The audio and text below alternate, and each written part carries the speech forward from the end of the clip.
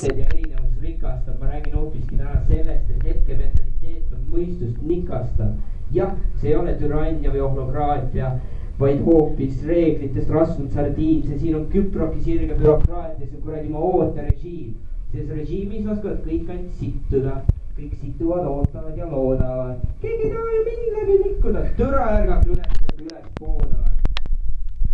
Te situte järjekorras ja autoroolis. Mida te situte, kui osadel pole süüagi? Osade unel roosa peitu kapnoolis. Tugitooli peeretadesse tulevikku ei püüagi. Ja kõige lõpus on teie sitt meta.